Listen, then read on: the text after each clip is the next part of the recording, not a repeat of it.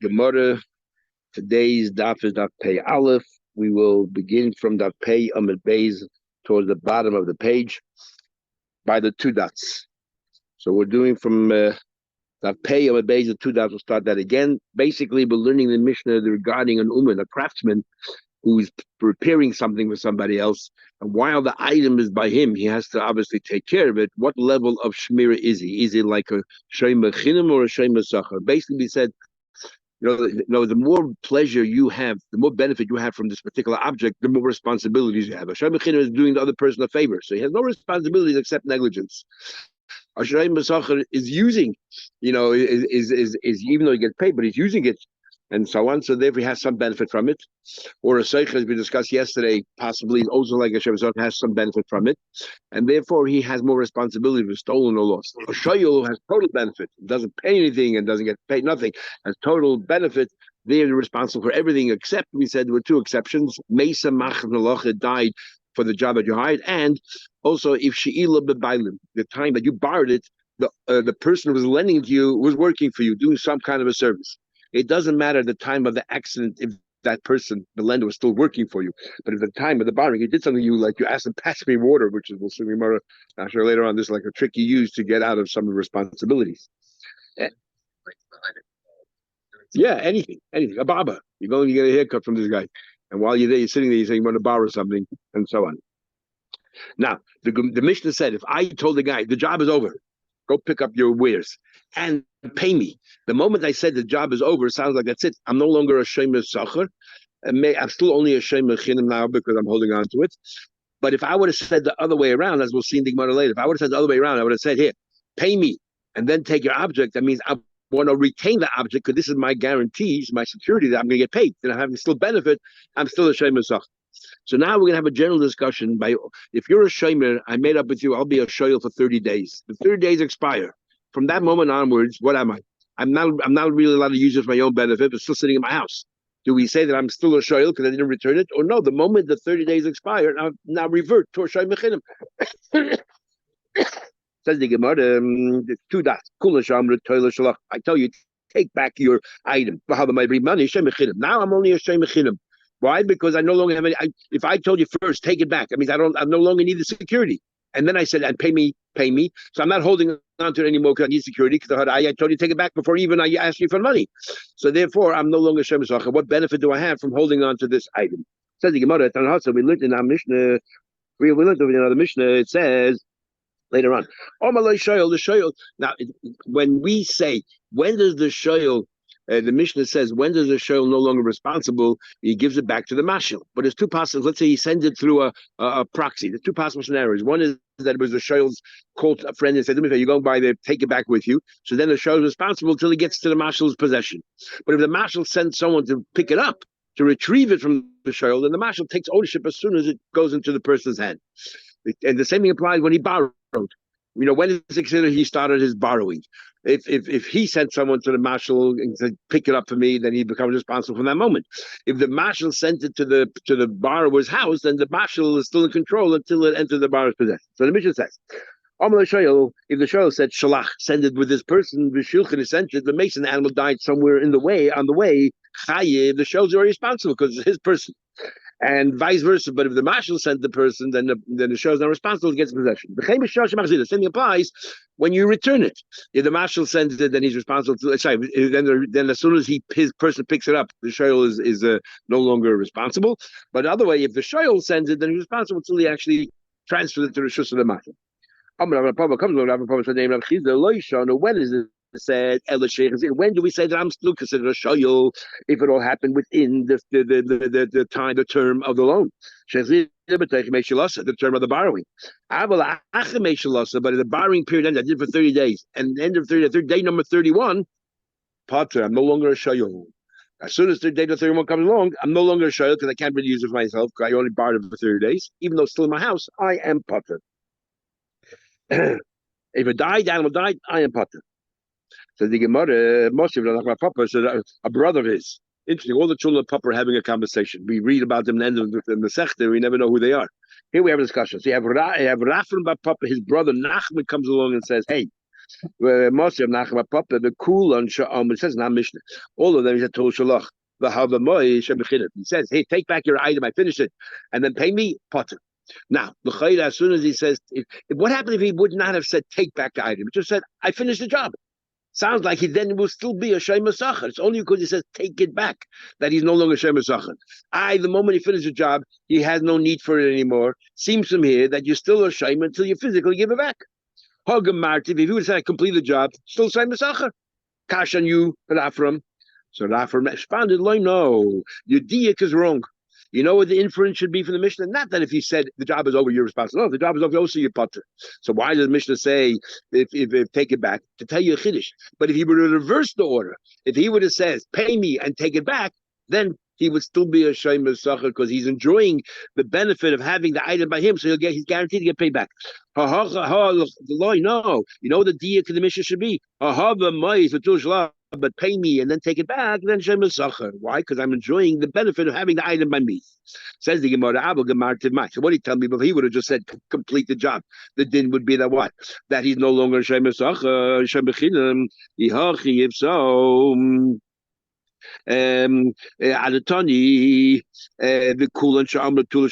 Why does the Mishnah say take yours back? Pay me. Wouldn't have been, instead of the inference, be direct. It's a much bigger chiddush. You know, the Mishnah should have told us gemartiv. Giving it back, clearly he's saying I don't want it anymore. Say a bigger chiddush, even though he didn't say take it back. He said it's ready, as if to say I don't mind if it stays by me longer, but you can come and pick it up whenever you want. If that's the and then we would think that in that case it's still a Shema Sachar. So the Mishnah should have told us, if you would have from a right, that even if he would just said, I finished the job, he's no longer a Shema Sachar. That's a much bigger chiddush, even though he never said, or even in hint, that he's not interested in taking care of it anymore. Surely if he would have said, take yours back. Says no. There's a chiddush even in this. You know what the chiddush is? Indirect. Tula shalach itzcha nidifo, you know? Salkadan, I would have thought, I would have thought that if he would have said, I completed the job, take it back, as if he's saying here, from now on, I'm not even taking responsibility of the negligence. I don't want it to my house. Taking a room, I need space. Take it back. Kamash law, that no, Hashem Mechinim is still out. Since when you took it, you took full responsibility. Okay, now you still have a modicum of responsibility. You have to be, you're like Hashem Mechinim. But if you would have said, clear, take it back, and I am no longer responsible, that's a different story, that he wouldn't even be a Shem Chid. But he didn't say, I'm no longer responsible. He said, take it back. So we're saying what he meant was, I'm no longer Shem Sachar, I don't need it anymore, but I'm still taking, I'm still not going to be negligent. That's one version. Another version, Omar Rab Nachman Bar Papa Faket. Rab Nachman was the defender's brother. He says, I prove my brother Rafram is right. It says, it says in the Mishnah, go take back your thing and bring me money. You're a Shem Mechinim. My love, who are ding gemartiv. If the Mishnah meant to say that gemartiv, if gemartiv is different, the Mishnah would have told us clearly spell. But if you say gemartiv, in fact, Mishnah doesn't say it makes no difference. So Moshe said, no, that's not a raya. This is the opposite of the previous Gemara. No, it's not a raya. Maybe tul shalach, shiny. Maybe Dafke, if he said, take yours back, he's no longer a Shema Sachar. But if he would have just said, I finished the job, maybe still, you can't prove one way or another. Says the Gemara, Gemara continue with the discussion.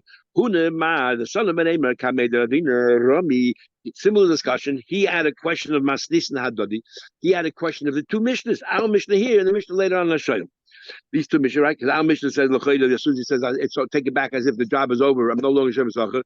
And there it seems to say only if he took responsibility, he sent his own shliach to bring it back. But if only if the marshal said the shliach take it back. But if he himself said the shliach, even though the time is expired, sounds like he's still responsible, even though the time of his borrowing is over, and yet he's still considered a shoyl until he physically gives it back to the marshal.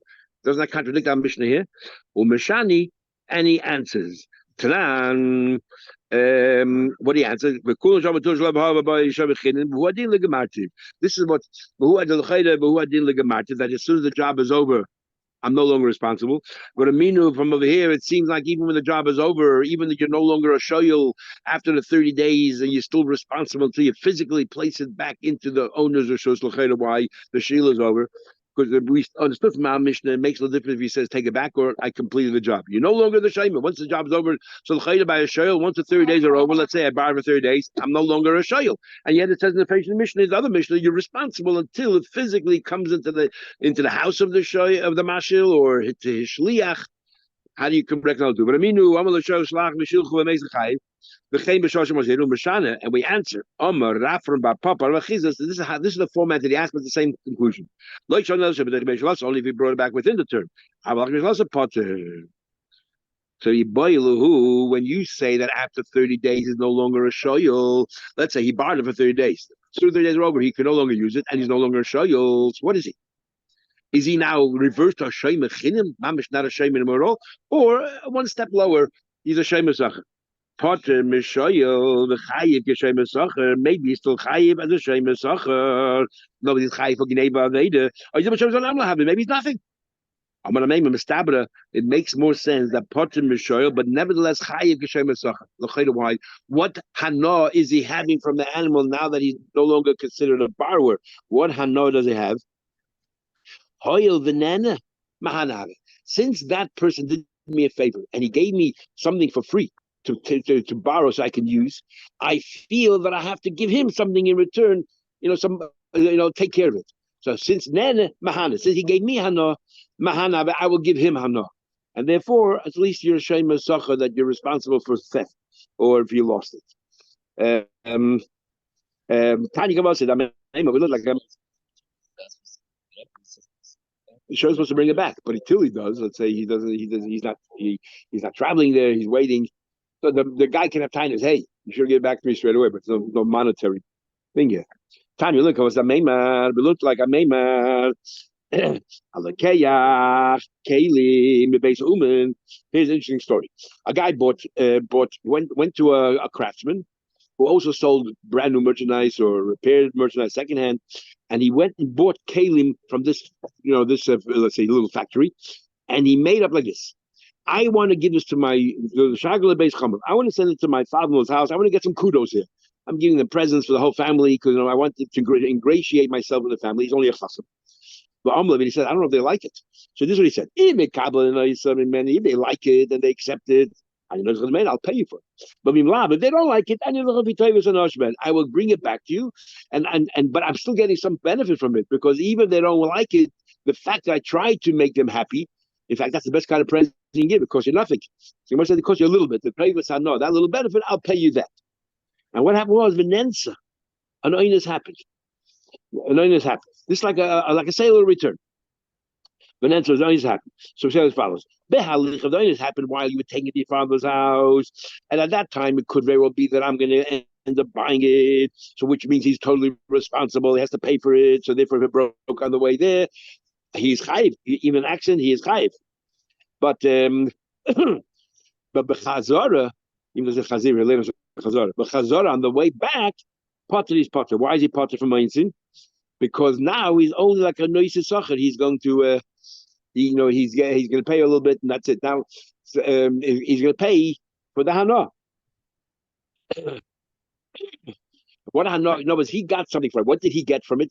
The hana that his family loves him now. That he's such a good guy. He's giving them presents, even though totally incompatible with their set. Because that's red, or blue. It doesn't matter. It's the idea that behind it. Or like we've said flowers, but they're allergic to these flowers. And what that he's getting paid, he's getting some kind of hana. What hana is he getting? He's getting the hana that the family likes him. So what is he fulfilling here? What is he? He's not a shoy mechinim. He's no longer, let's say, the level of a shoy like a lekeich. He's like a shoy. But what is he? He doesn't get reduced to shoy mechinim. He's reduced to shoy mesacher. Like a meima said as well. Once the period of 30 days ends, you're not a shoy, but you're shoy mesacher. Look at the person. The zav lechamre lechavre. Now, one of the problems in Gemara is when you learn Gemara, there are certain words that have two definitions, and the skill is to work out in the context what it is. Like something here, the word sheikha. Sheikha can mean old wine, or it can be bear. You got to work out from the context. You talk about a papa, usually is bear because he was a bear maker. You have to work it out from the context. And we spoke a few days ago about the word chamra. Is chamra a donkey or is chamra wine? So I told you the Ritva and some of the Shainim, they use the word in their Gemaras, it said Chamorra, with an olive between the mem and the days when they meant a donkey. And because that's Aramaic. And versus Gemara. But our Gemaras, they're both spelled the same way. It's very hard to figure out what it is. So I just thought I'll look into see these people who write to get to translate the Gemara. So in the Dvar Malchus, the translator is the Oiz V'Hadar. Is Oiz V'Hadar. And then I looked up the Art Scroll. Art Scroll, if you have an Art Scroll in front of you, you'll see it says Chamra is wine. You look at Oiz V'Hadar, you'll see that Chamra is a donkey. And it just proves that you should not rely implicitly on all of these Gemaras, including Steinsaltz's Art Scroll, whatever they say is Tatum is Sinai. They're just guessing, like everybody else, including the Ibra, which we'll talk about another time, because the Ibra is all over the place, and it's really all over the place. And it always bothered me because I learned by my Rosh Yeshivas, who learned from their Rosh Yeshivas, generation to generation, and so many words that we were taught are so different than what the Art Scroll or Steinsaltz always was to have. So therefore, it's fascinating when you look at them. You see, they themselves don't even know what it is because one guy says it's pronounced this way, the other guy says it's pronounced that way, which means they're all using the rules of modern Hebrew dictic that they have, trying to use that for the Gemara, which is not the way to do it. And the best way is Mesorah. As Shulchan Aruch says, Mesorah trumps everything. Even if the turkey meets all the things, or whatever, the chickens meet all the samanim, if you don't have Mesorah, it's not good. You need Mesorah. So don't take everything as face value. That's how it is. That's how they think it is. That doesn't mean necessarily it's just how it is. Now, truth of the matter, chamra in this case can be both. It can be either donkey or wine. It can be both. On Malays, and the guy sold a whatever chamra to his friend, and on Malay, the guy's like this. Come, I'm telling you to play. The guy said, "This is what he made up of him. I want on a consignment. I'm going to take this chamra and bring it to another city. And if I sell it, I'll pay you the price. But I want a consignment. If it doesn't work, I want to be able to give it back to you." And he agreed. Ozzy went, well, he's out. He didn't sell. It didn't sell.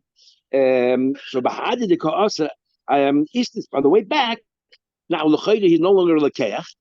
He's just watching it and has no longer any benefit from it. He should be a Shaimer Chinam or something. Or Shaimer Sach at best, like we said before. An accident happened. The Chayr should be potter. Also, the Nachman, the owner of the Chamra, took him to Rav Nachman and Chayva. He charged him for the oinus. Rav Nachman, so Rava, actually, it's usually Rava.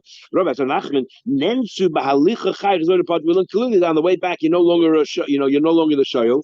You're no longer the Lekeach. You should be potter. You should be Shemasacha at best. Why is it Chayv, for instance? Because you're not Sacha. Amalei, he said, Chazora Dahai Alichi. Let me ask you a question. The guy took it to sell.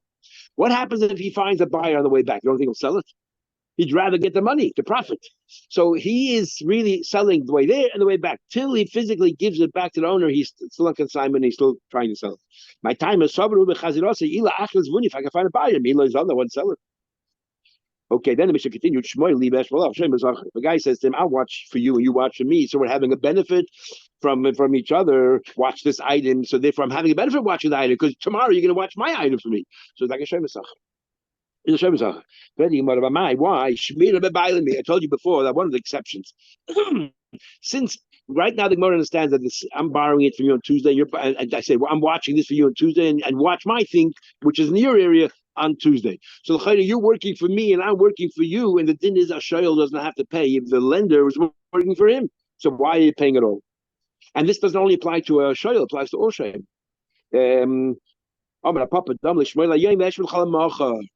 He said to him, you watch for me today, and I will watch for you tomorrow.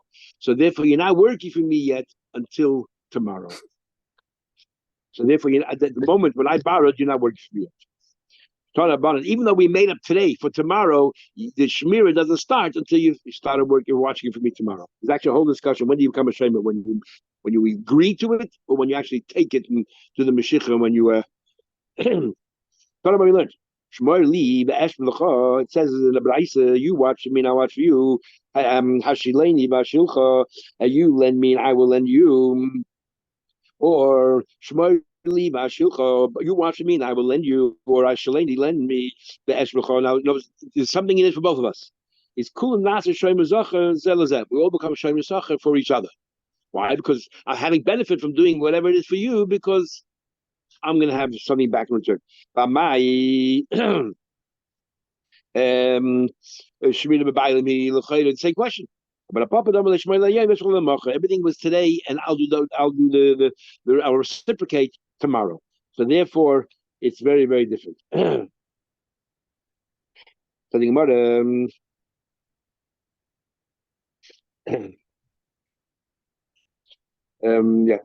Honey, hallelujah. There was this alloy, this spice they use for soap cleanser.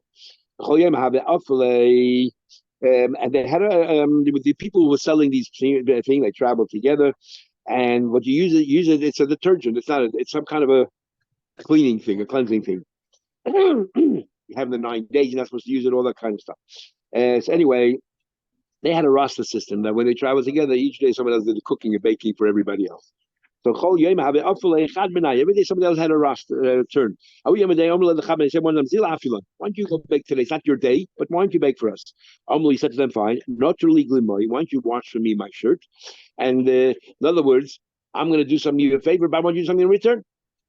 I'd also possible. In the meantime, they've neglected to watch for his shirt, and the ignor was stolen. We said before that since they had hana from watching his shirt because he's baking for them, they should be a mesachar. Also, the papa chayvin mechayvin. I'm the papa my pshira bailimi. But the chayda, this is pshira bailimi because it's the same day. He said, "Why I'm ichsiv?" He was embarrassed. He forgot the halacha. But we learned that when it comes to a rav, they always have siyata d'shmaya.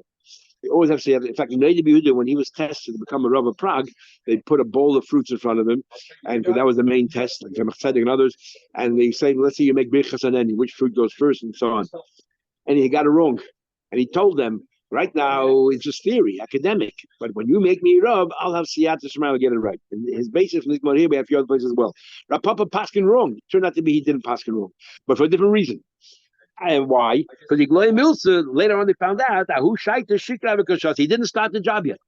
The guy first went to drink some wine, and then afterwards he went ahead to just start baking for them. So therefore he didn't start the job. So it's clear from here, by the way, they don't really become, I guess, ashamed of all that until you actually physically start working. You know, even or when you tell the guy, okay, because I work for me 2:00, it's not like you're working for me now. You're under my employ from 2:00 and onwards, and therefore here. When they lost that shirt or when it was stolen, he wasn't yet under their employ. You say all shame is the same. All shame is the same. That makes sense. Only one who says that Pshir B'Bailim is potter. Therefore, Papa's embarrassed. The one who has Chayiv. In other words, there's an opinion that says that it only applies to Shoyal. So Machlekes of Ravina, but it only applies to Shoyal. And they lived after Rav Papa. How come we see clearly from Rav Papa? Why was he embarrassed? He wouldn't be embarrassed. Unless he felt that's the halacha, that Pshir B'Bailim applies even to Shem Zachar. Says the Gemara, Elahu Yom Elav did they have it?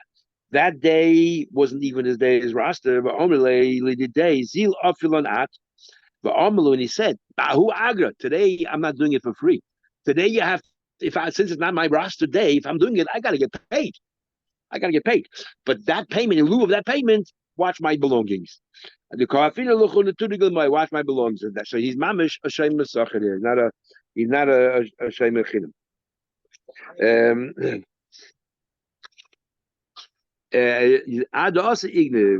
And what? And it was stolen before he came back, and it wasn't negligence. It wasn't negligence. It was stolen.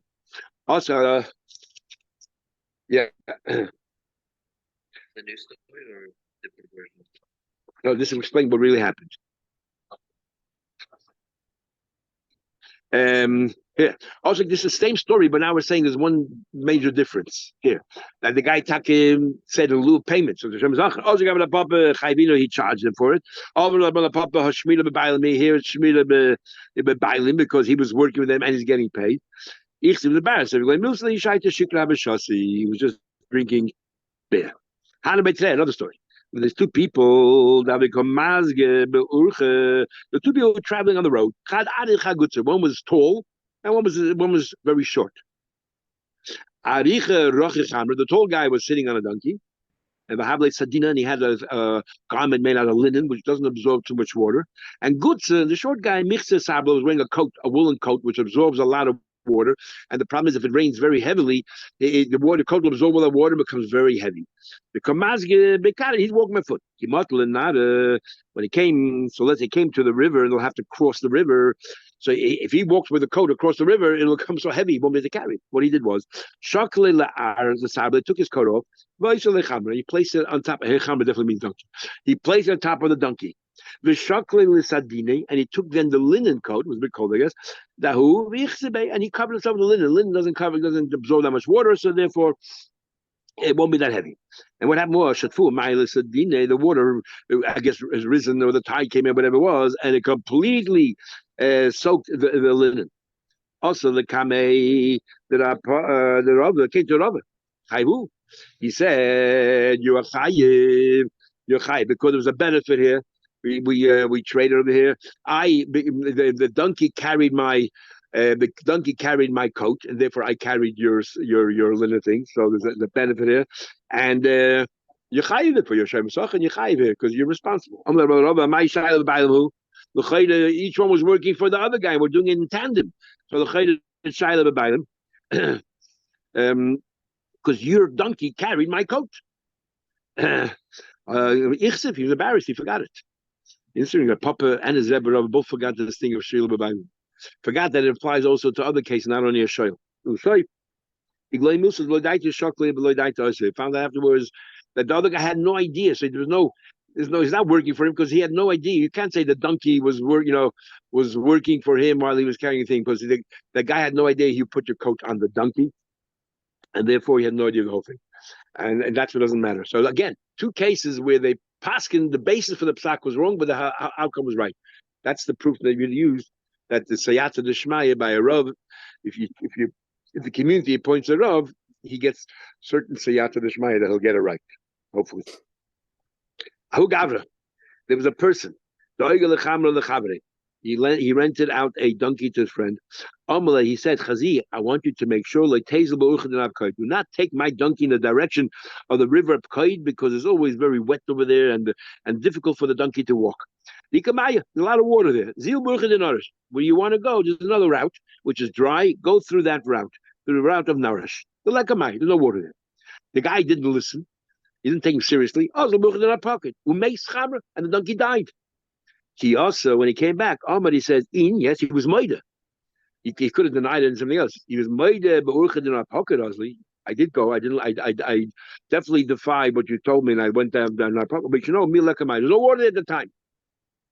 Later over, he has a migli. We should believe him, because and therefore, if he died, it's our natural causes, and he's part. Because he could have said, and he could have lied, and I went through the notice. He has a big, they never believe him.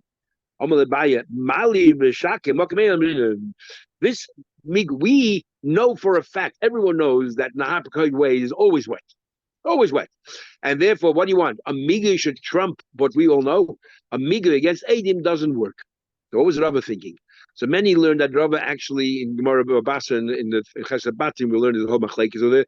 And Rava actually agreed later on with Abaya that Migi Makam Edim Loyamidin. Or others say, Rava says it's not 100% Edim. You're right. Raiv, generally speaking, it's very wet, but sometimes it isn't. So therefore, the Migi then tells us that this isn't from those majority of the time, this is from the minority of times. And maybe Rava says, when do we say Migi Makam Edim? Only when it's absolute, when you have physically two Edim, or it's 100%, like or almost 100% of the times. That's how it is. And non-silent. Okay, he says, watch for me. Another guy said, just put it down in front of me. He didn't say, I'm going to take responsibility. And put it down in front of me. I'm a Shem Mechinim.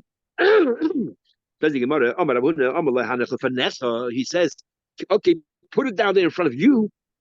Means I'm taking nothing. When I said put it in front of me, I'm taking a modicum of responsibility. But how much Shem Mechinim?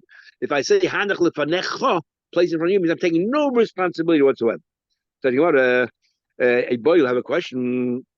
If he just says stop, put it down. Is that if I said put it down in front of you, you take food? He's saying I'll take part. Plus we're coming here. Shmorli, if he says watch for me, place it. He said watch it for me, and the guy says okay, put it down in front of me. Our Mishnah says it's a Shem Mechinim. Sounds like, but if we would have said put it down in front of you, or if sorry, you asked Stam, he said nothing. Stam's like, only because he said in front of me, live fun night. But if he said Stam, to put it down, I take no responsibility. But like Klum, this is a difficult word to understand. Because Rab Huna said, Hanach lefanecha, Rab Huna is the one that said, if he says place it in front of you, then I'm taking no responsibility. Sounds like, but if he says Stam, put it down, I am. Very difficult to understand this little piece of Gemara. We're talking about the Mishnah, and you bring me a Rav Huna. But the Mishnah clearly says only if he says Hanach lefanai. So for the Mishnah, it would seem clear if he says Stam Hanach, I'm not responsible. So Rav Huna said the other way around. But that goofs the question. How's Rav Huna know? The Pashas Rav Huna lived a few generations before, and therefore they respect Rav Huna's understanding of the Mishnah. But it's difficult to understand to say Mahal Lekel Masha Mina at all, as if Rav Huna's diak is just like the equal of Mishnah. We know that Amoraim is a different level than the levels of the Mishnah. So don't really know what the pshat is, even though they tried to explain it, whatever, it's still difficult. Later tonight, in fact, let us say it's a machlekes tonight, which we had in Mar Babakam. And that is a guy who has a chutzah, another person has a cow, and he asks him, can I bring my cow into your chutzah? And then accidents happen. The shimon who has the cow, the owner of the cow, let's say causes damage to the owner of the chutzah, is he responsible? Or if something happens to the cow inside the chutzah, is the owner of the chutzah responsible? When he says that you can bring your cow in, what does it mean? You can bring him and give you permission, but it's your responsibility? Or you say, bring it in and I'll take care of it. How do we take it? And it'll be the same thing here. So when we're saying Hanach Stam, what it means. It says, if he, let's say he brought them, and this is a Mishnah. Let's say I ask you if I can bring my pots into your chutzah. And I say, yeah, bring my pots into your, yes, no problem, bring it to the chutzah. And then the owner of the chutzah's animal went and trampled on these pots and broke them all. Or he said, yeah, bring your shite in. And then your shite caused all kinds of damage. Or your animal ate my fruits. So what happens here? So, if you brought in b'shus, bal chutzah chayiv. That means, when I said b'shus, that means the chutzah, the owner of the chutzah, I'll take responsibility. So therefore, he's chayiv, anything goes wrong. However, Rebbe says, bikulam ain't chayiv. Just because I gave you the shus doesn't mean I'm taking responsibility. It's your responsibility, but you have permission to come in. Unless the Balabas says clearly, I take responsibility. No, clear. Isn't this a machlekes? When he says hanach stam, when you say put it down, does that mean I'm taking responsibility? Or does it mean just put it down, but it's your responsibility? Just like the chutz, we have the same machlekes. Rebbe in the Tanakama. Doesn't matter what you're talking about. It's two different things. When you're in the marketplace, because this case in our Mishnah, we're out in the street somewhere in the marketplace, and you ask me to watch it for you. You have to go to the bathroom or something, and I say, and the question is, they put it down. Versus, it's in my courtyard. You have no right to go into just trespassing, and you ask me, can I come in? And I say, yes, you can come in. In a chutzah, you need to ask permission. So if I just say you can come in, doesn't mean that I'm saying I'm taking responsibility. All I'm doing is I'm granting you permission. You don't need permission from me to put it down in the middle of the street. You want me to take responsibility and mind it. So when I say, okay, put it down, maybe it means more than just I'm giving you permission, because you don't need my permission. So you want to say, but they say that the balabas takes full responsibility, the basaturi. Generally, it's a private property. So maybe you can argue when I say I'll take it, bring it in, and I'll take care of it. I'll need to look. She said, I'll take care of it. I will hocha shuka. Here's in the marketplace. It's really hard to watch it properly. And what I'm saying is, Anach put it down, Vitiv, and sit it down there, and not to look. And he's saying here, and you watch it yourself. It's not a place where generally you watch things because it's out in the street.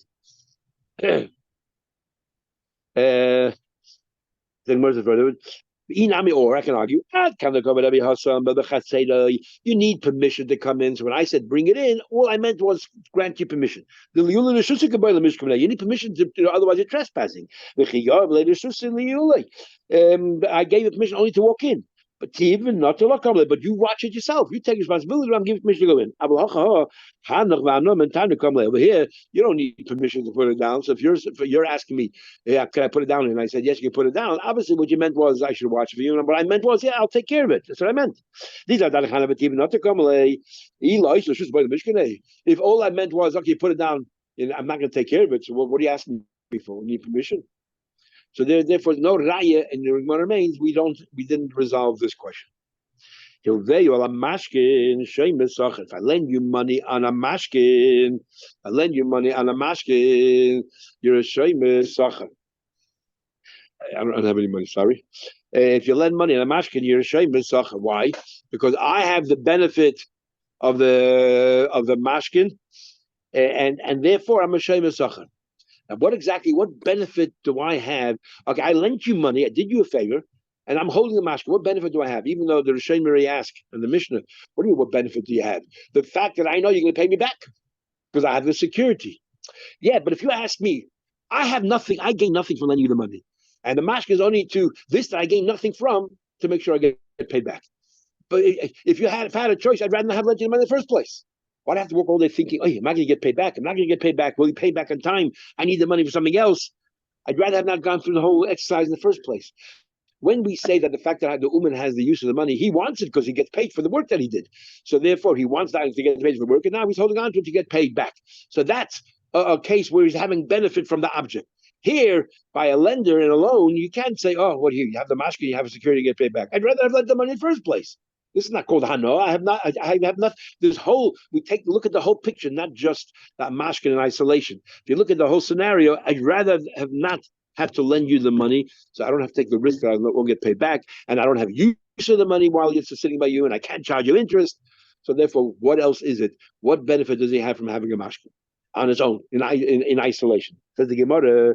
Let us say that our Mishnah is not like Rabbi Lezer.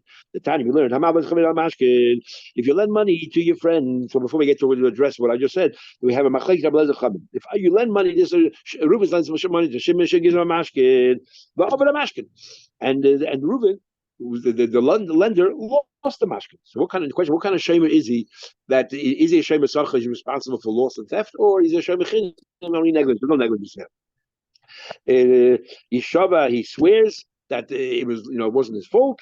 The Yitrum Ma'osav, and he gets paid. He gets paid back.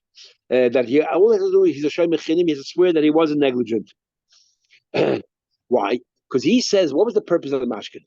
The purpose of the mashkin is not to get paid from this mashkin, because then it's a shoy mesacha. I'm getting benefit. The purpose of the mashkin is so tomorrow you don't deny that I lent you the money, because I know you'll come. You want your mashkin back, so you'll admit that you owe me the money, and you'll come back and pay me the money. So it's not that I plan to get paid from this mashkin if you don't pay me. If you don't pay me, I'm going to get paid from this mashkin. That's a different story than I'm having a no directly from this mashkin. Rabbi Lezer says you're a shem mechini. You know why? Because I have no benefit from the mashkin itself directly. It's just this way. I know you're not going to lie, and you're going to admit that you owe me money because we didn't write a star and all that. Yeah. Says the Gemara. Kiva says, you can say to him, Klum hil v'sani ala mashkin. Rabbi Kiva says, no, the purpose of the mashkin is a lot more than that. If you don't pay me, I'll get my money out of the mashkin. So the guy, the borrower can say, look, the mashkin was your payment. You're a shay mesachar. Over mashkin, over mesachar. You lost my mashkin. You lost the debt. It's over. And we're not worried about denying it because probably there was a star, and the star would already say that you owe me the money. So the purpose of the mashkin was, in case I don't get paid, I have a mashkin. We'll see in a minute about the star. Anyway, it says right. But if you lent $1,000 b'shtar, if there was a star, sorry, before there was no star. If there was a star, so even according to Rabbi Lezer, what's the purpose of the mashkin? It's not to make sure that you don't lie. How can you deny? You have a star right here. Yeah, and plus, there's a lien on the properties now. So why do I have the mashkin? It's a source of payment. If you don't pay me on time, this is my payment. So then Rabbi Lezer's moide, I'm a shoy mesachar. I'm having benefit from the mashkin because this is going to be my payment if you don't pay me any other means. And we're told what that is. So what do you see from here? If there was no star, Rabbi Lezer says you're only a shoy mechinim. And our Mishnah clearly said that hamav ala mashkin, you're a shoy mesachar. So our Mishnah obviously is not Rabbi Lezer. Says the Gemara, and we'd like to have our Mishnah conform with everybody. I feel to have Rabbi Lezer, but like Kasha, not a problem. There's two kinds of mashkins. There's a mashkin that you give me straight up when we lend the money, and there's a mashkin you come pay me. A mashkin that you give straight up when you lend the money. What's the purpose of the mashkin? Do I know you're not going to pay me? But the mashkin is that you don't deny. Rabbi Lezer says is that you don't deny the loan. When it comes payment day and you can't pay me, you say, here, take this. This pledge, that already is a form of payment. Give me another 30 days. If I don't have that. So that's what Rabbi Lezer is talking about. And our Mishnah is talking about the initial mashkin. When the original mashkin, Rabbi Lezer says, you're showing mechinim, what's the purpose of that mashkin? Not payment. Who's talking about payment? You just borrow the money. This is more that securing the knowledge that you're not going to lie and deny that you ever lent your money. Our Mishnah is talking about shalom b'shas. It's a form of payment. Therefore, even Rabbi Lezer will hold the shem b'sachar, and our Mishnah can conform with everybody. But it says, what are you talking about? Our Mishnah uses the words hilveyu ala mashkin. You're telling me that our Mishnah is talking about when it came to payment day and he couldn't pay, he gave him a mashkin. Then it should have said that. Our Mishnah says hilveyu ala mashkin, and yet the Mishnah said that Yeshemer Socher, not like our blazer. El lekashin kan shilveyu mois, kan shilveyu peitis. If he lent money. Your Rabbi Lezer says you're a shaymechinim. Why? What benefit do I have from the mashkin directly? It's the mashkin is there only to make sure you don't lie tomorrow and say you didn't money. So I have no benefit, no hanoah for the mashkin. Therefore, I'm a shaymechinim. Our mission is talking about I lent him fruits, and my fruits are perishable, and they're gonna in a week or two they're no longer useful. You're taking it for 30 days, so you're gonna give me back fresh fruits. So I'm happy. So I actually have benefit from this, from the mashkin. I'm going to get now new fruits. For the Gemara, how can that be? In the Mishnah itself, Rabbi Yehuda argues and he makes this distinction between peiros and money, which means that Tanakama makes no difference. Money, also Yeshem Zacher. But we can't say for Rabbi Yehuda, Tanakama, according to the first opinion, no difference. Says the Gemara, Kula Rabbi Yehudi. The Mishnah, actually the author of our Mishnah is Rabbi Yehuda, who makes a distinction between fruits and money. So our Mishnah can work out with Rabbi Lezer. It says Rabbi Yehuda is arguing. No, a couple of words are missing. You think Rabbi Yehuda is arguing. Rabbi Yehuda is delineating what his original opinion is. This is how you learn the Mishnah. If you lend money on a mashkin, if you lend money, share Rabbi Yehuda. That's a new opinion. Because Rabbi Yehuda says, says